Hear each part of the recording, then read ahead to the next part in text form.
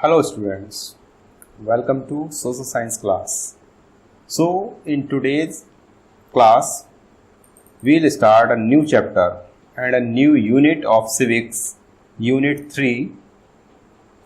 Okay, so this is unit 3 and chapter number 4 of your civics. Chapter is growing up as boys and girls. यानी कि boys और girls ये किस तरीके से बड़े होते हैं. सिंपली मीन्स ये है, but we'll study about the deep mean of this chapter and different aspects of growing up as boys and girls. Boys और गर्ल्स के बारे में कि बॉयज़ किस तरीके से बड़ी होती हैं, किस तरीके से बिहेव करती हैं, और जो बिहेव करते हैं, और जो बॉयज़ ये किस तरीके से बिहेव करते हैं, गर्ल्स किस तरीके से बिहेव करती हैं. और ये सोसाइटी किस तरीके से इनके बिहेवियर को अफेक्ट करती है, किस तरीके से इन पे प्रभाव डालती है, किस तरीके से इनके बिहेवियर को चेंज करती है, किस तरीके से इनकी आइडेंटिटी को ये प्रभावित करती है, हम इस चैप्टर में देखेंगे. एंड हाउ डिफरेंट सोसाइटीज़, सब सोसाइटीज़ एक जैसी नहीं होती हैं. डिफरेंट सोसाइटीज़ में बॉयज़ को और गर्ल्स को किस तरीके से ट्रीट किया जाता है, किस तरीके से उनमें सिमिलरिटी हैं या किस तरीके से उनमें डिफरेंसेस हैं. So how the whole scenario is created, we'll study about all this in this chapter. So जब कोई गर्ल्स होती है, कोई गर्ल्स है या कोई लड़का है, तो जब वो बड़ा होता है तो उसको बॉयज़ की तरह बड़ा होना है, गर्ल्स को गर्ल्स की तरह बड़ा होना है. इसका मतलब क्या हुआ कि हमारी सोसाइटी ने पहले से ही नॉर्म्स जो है वो फिट कर रखी हैं कि बॉयज़ को किस तरीके से बड़ा होना है, बॉयज़ को किस तरीके का बिहेवियर करना है, और गर्ल्स को किस तरीके का बिहेवियर करना है. यानी कि फॉर एग्जांपल बॉयज़ को माना जाता है कि दे आर स्ट्रॉन्ग, वो स्ट्रॉन्ग हैं, वे जल्दी रोते नहीं हैं. Okay. And girls they are shy, वो थोड़ी शर्मीली भी होती हैं. And they can easily cry, वे जल्दी रोने भी लगती हैं. सो इस तरीके के जो क्राइटेरिया, जो कि पूर्व धारणाएं पहले से ही सोसाइटी ने एस्टेब्लिश की हैं, जो स्थापित की हैं, तो वो किस तरीके से बॉयज़ के और गर्ल्स के बिहेवियर को प्रभावित करती हैं, किस तरीके से उन्हें अपने आने वाले समय में boys will become man while girl will become women, तो किस तरीके से उनके बिहेवियर को ये इफेक्ट करती हैं, क्या इम्पैक्ट होता है. We'll study in this chapter and we'll study in this chapter with the help of examples. हम सिर्फ इंडिया का एग्जाम्पल नहीं लेंगे, बल्कि outside of India we'll take the example. How different societies look at boys and girls. Okay. Different जो societies हैं ये किस तरीके से गर्ल्स और बॉयज़ को ट्रीट करती हैं.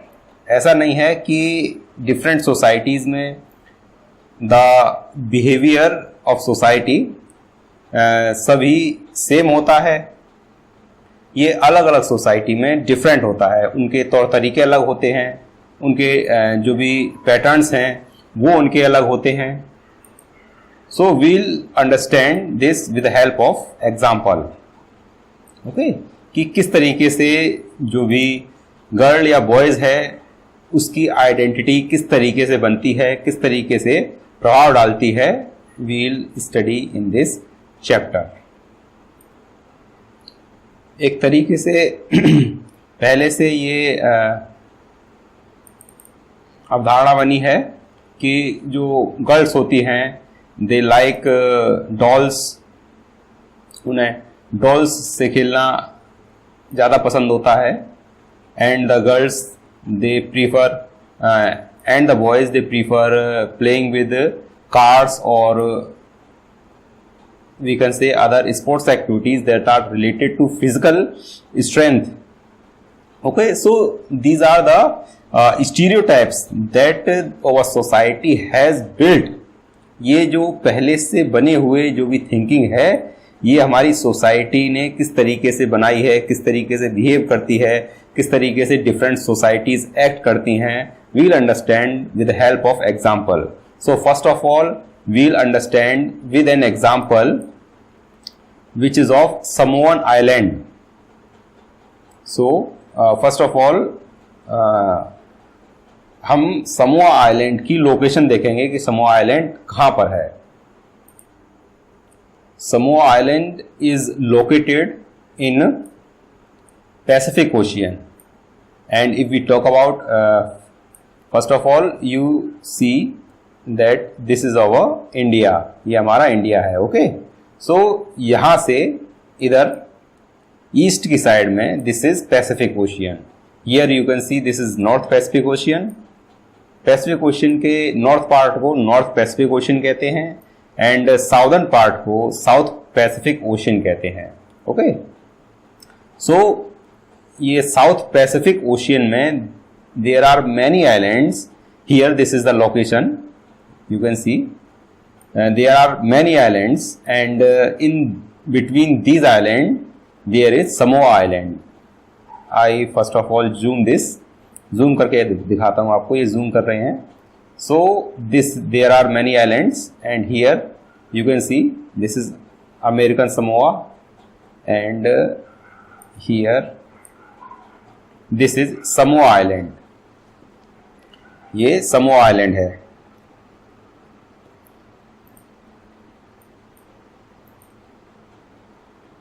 So you can see the location of Samoa Island. This is Samoa Island. Okay. Now we'll study the Samoa Island in the 1920s. 1920 के जो समय था, उस समय की जो सोसाइटी थी समोआ आइलैंड की, उसके बारे में हम स्टडी करेंगे. 1920s के समय में समोआ आइलैंड में उस समय कोई भी बच्चों को पढ़ाया नहीं जाता था. कोई स्कूल नहीं होते थे, तो बच्चे स्कूल नहीं जाते थे. ओके, सो जो भी उनकी ट्रेनिंग होती थी, जो भी उनकी जो नॉलेज होती थी, वो सब उनको अपने फैमिली से या अपने नेबर्स से, अपने जो सीनियर्स हैं उनसे उनको मिलती थी. You can see this is a Samoan child. Okay, so जब ये उस समय स्कूल नहीं जाते थे, तो सारी जो उनकी नॉलेज थी, जो भी ट्रेनिंग थी, वो सब उनको अपनी सोसाइटी से मिलती थी. And because this is a island, this is an island, so इस वजह से यहाँ का जो मेन जो प्रोफेशन था दैट वाज फिशिंग. यहाँ पे फिशिंग सबसे अधिक होती थी. दूसरे कार्यों की अपेक्षा यहाँ पे fishing was the most important part. So इस वजह से सभी को, चाहे वो गर्ल्स हो चाहे बॉयज हो, उसको फिशिंग यहाँ पर सीखनी पड़ती थी कि किस तरीके से फिशिंग एक्सपेडिशन पे जाएंगे, किस तरीके से फिश को आप पकड़ेंगे. सो ये पूरी ट्रेनिंग सोसाइटी के जरिए से, उनके नेबर्स या उनके एल्डर्स या पेरेंट्स के जरिए से ये उनको पूरी ट्रेनिंग दी जाती थी. बट ये जो ट्रेनिंग होती थी, ये जो नॉलेज होती थी, ये उनको डिफरेंट स्टेज पे मिलती थी. गर्ल्स को और बॉयज़ को डिफरेंट स्टेज पे मिलती थी. सो किस तरीके से उनको लाइफ की डिफरेंट स्टेज पे ये उनको ट्रेनिंग मिलती थी, we'll discuss in this example. So we'll move to growing up in Samoa in the 1920s. तो फर्स्ट ऑफ ऑल जब कोई बच्चा छोटा होता था, तब उस बच्चे की देखभाल, उस बच्चे की जो केयरिंग होती थी, वो उसके पेरेंट्स करते थे. जो उसके माँ बाप होते थे, वो उसकी देखभाल करते थे। But when the child,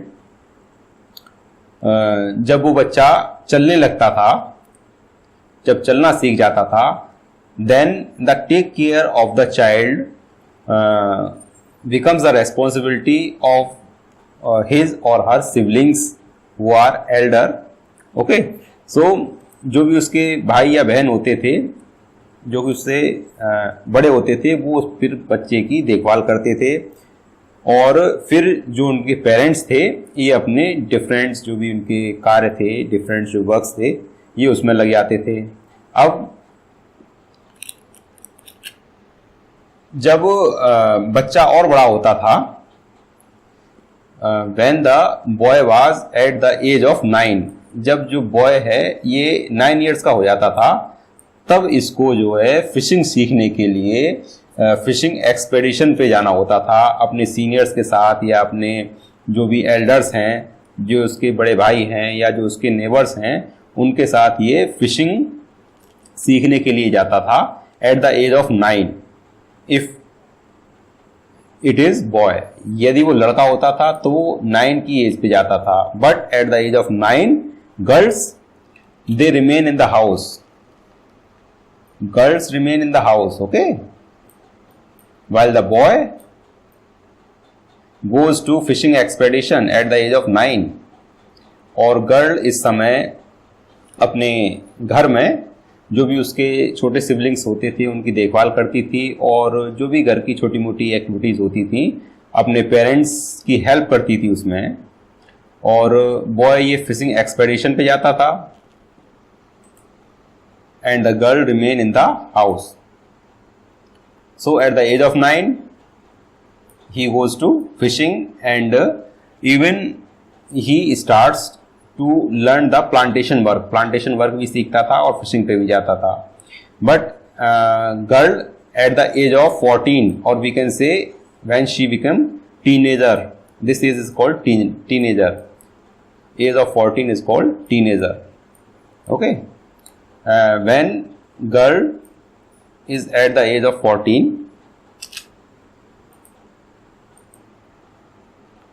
but at the age of 14 girl she began to go to fishing expedition। वो 14 साल की होने पर फिशिंग एक्सपेडिशन के लिए जाने लगती है और प्लांटेशन वर्क के लिए भी जाने लगती है।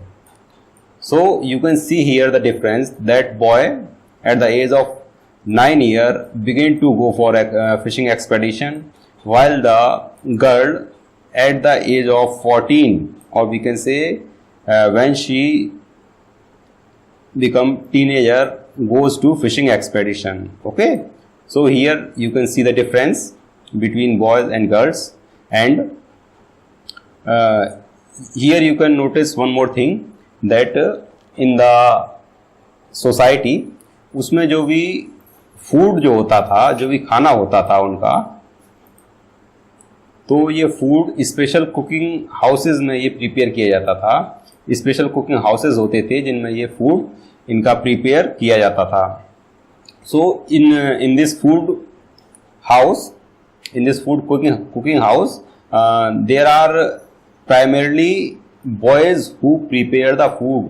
जो मेनली जो लड़के होते थे वही यहाँ पे फूड प्रिपेयर करते थे, while the girls they help the boys, but primarily the food was prepared by the boys। मुख्यतया जो लड़के होते थे वही फूड को जो है तैयार करते थे।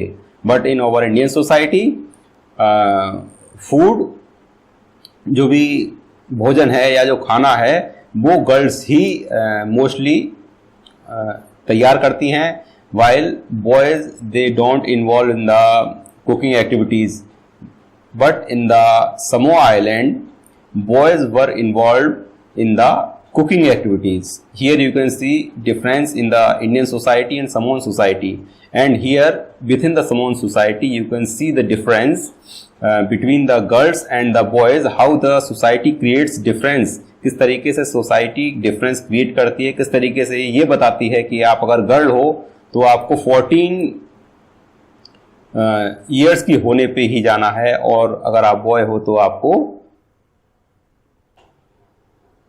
अगर आप बॉय हो तो आपको 9 ईयर ओल्ड पे ही फिशिंग एक्सपेडिशन पे जाना है. So here's the society creates difference. Okay, and here within the society, here you can see between the societies. Okay, so now we'll move to next topic. अब हम एक और example देखेंगे. इस example में this is an example of India and this is of example of Madhya Pradesh in the 1960s, यानी आज से करीब 50 to 60 years ago. जो मध्य प्रदेश था, Madhya Pradesh was the central state of India. India के ऑलमोस्ट सेंटर में है Madhya Pradesh. So this is called Madhya Pradesh. So इसमें 1960s में जो सोसाइटी है ये किस तरीके से बॉयज़ और गर्ल्स के साथ बिहेव करती है, किस तरीके से उनकी थिंकिंग को, किस तरीके से उनके बिहेवियर को प्रभावित करती है, we can see in this example. So first of all I will show you that this is the topic. growing up male in Madhya Pradesh in the 1960s. किस तरीके से ये मध्य प्रदेश में जो मेल्स होते थे यानी बॉयज़ होते थे और जो गर्ल्स होती थी, किस तरीके से इनका बिहेवियर बदलता था. From class first, if we talk about from class first to class 5th, class first से लेके class 5th तक there were common schools. जो schools थे उस समय मध्य प्रदेश में they were common from class first to class 5th. Okay, so in these schools boys and girls both studies. Okay, दोनों ही study करते थे. either शी इज़ गर्ल और बॉय, नो डिफरेंस. तो कोई भी डिफरेंस नहीं था. बट जब ये क्लास 5th पास कर लेते थे और क्लास 7th में आते थे, तो फ्रॉम क्लास 6 में आते थे, तो क्लास 6 से ऑनवर्ड्स क्या होता था, इनके स्कूल डिफरेंट हो जाते थे. बॉयज़ का स्कूल ये अलग हो जाता था एंड गर्ल्स का स्कूल ये भी अलग हो जाता था. And the building of both the school was different. जो बॉयज़ के स्कूल होते थे, इनकी बिल्डिंग गर्ल्स के स्कूल से काफ़ी अलग होती थी. गर्ल्स का स्कूल किस तरीके से होता था? गर्ल्स का जो स्कूल होता था, it was enclosed bye A wall. मतलब ये चारों तरफ से एनक्लोज होता था और इसके बीच में, इसके वी कैन से इन द सेंट्रल पार्ट, इसमें जो है खेलने के लिए प्लेग्राउंड होता था. ओके, एंड गर्ल्स जो है वो इसी में ही जो भी उनकी स्पोर्ट एक्टिविटी होती थी वो इसमें करती थी. And the school was enclosed while the boys school it was not enclosed. ये एनक्लोज नहीं होता था. इनकी जो भी रूम्स होते थे, जो स्टडी रूम्स होते थे, उनमें स्टडी होती थी. इसके अलावा जो भी इनका प्लेग्राउंड था वो एनक्लोज नहीं होता था. It is open on all the sides, so there is no boundation. Okay, you can see here this is open. तो ये ओपन होता था. While the girls school was enclosed, boys school was not enclosed. Okay, जो इनका playground होता था ये बाहर की साइड में होता था और काफ़ी बड़ा होता था और ये एनक्लोज नहीं होता था. एंड हियर व्हेन जब गर्ल्स स्कूल की छुट्टी होती थी तो गर्ल्स सीधे स्कूल से निकल के ये अपने जो भी इनका घर होता था ये वहाँ जाती थी. Okay, simply, and they do nothing in the streets. Simply जो स्ट्रीट होती थी वो इनके लिए एक घर जाने का रास्ता होता था एंड नथिंग एल्स. वाइल जब बॉयज स्कूल की छुट्टी होती थी तो ये बॉय छुट्टी होने के बाद ये स्ट्रीट्स में डिफरेंट स्पोर्ट्स एक्टिविटी करते थे, डिफरेंट टाइप के खेल खेलते थे, अपनी बाइसिकल चलाते थे, उसके साथ डिफरेंट टाइप्स की ट्रिक्स करते थे. So for boys the street was also a playground. उसमें स्पोर्ट्स एक्टिविटी भी करते थे, प्ले भी करते थे, बाइसिकल भी करते थे, बाइसिकल चलाते थे. Okay, so for girls street was simple and simple a passage to go to home. Girls के लिए it was simple a passage and for boys it was also a playground और we can say fun centre. And girls जब भी school से छुट्टी होती थी तो ये ग्रुप्स में जाती थी. Okay, here you can see that these girls are going to their home in groups. ये ग्रुप्स में जाती थी. वाई? बिकॉज परहैप्स उनकी इस तरीके की थिंकिंग थी कि अगर ये गर्ल्स ग्रुप्स में जाएंगी तो कोई उनको परेशान नहीं करेगा, कोई उनको टीज नहीं करेगा. ओके, तो इस तरीके की इनकी थिंकिंग थी. And here you can see that how the society creates difference between boys and girls. किस तरीके से सोसाइटी बॉयज और गर्ल्स में डिफरेंट बिहेवियर करती है, उनके बिहेवियर पे किस तरीके से इफेक्ट डालती है. You can C. एंड किस तरीके से उनके स्कूल्स डिफरेंट्स होते हैं, उनका बिहेवियर किस तरीके से डिफरेंट होता है. गर्ल्स जो है ये ग्रुप्स में जाती हैं घर पे, बॉयज जो बॉयज़ होते हैं वो स्ट्रीट्स को प्लेग्राउंड की तरह ट्रीट करते हैं, अपनी बाइसिकल्स के साथ ट्रिक्स करते हैं वहाँ पे. So the society changes the behaviour of boys and girls. उनके प्री डिफाइंड बिहेवियर हैं और उन्हीं के हिसाब से बॉयज़ और गर्ल्स धीरे धीरे अपने बिहेवियर को चेंज करना सीख जाते हैं. So we have discussed two examples of how the boys and girls, किस तरीके से जो बॉयज़ और गर्ल्स हैं उसके बिहेवियर पे सोसाइटी डिफरेंस डालती है. डिफरेंट उनकी जो स्टेज होती हैं लाइफ की उन पे इफेक्ट डालती है. Okay, how they grow while the society impacts on their behavior. And this is the first part of this chapter, and on the next period we will do the remaining half of this chapter. And in that part there is a story which we will discuss. Okay, so this is the first part of this chapter. Okay.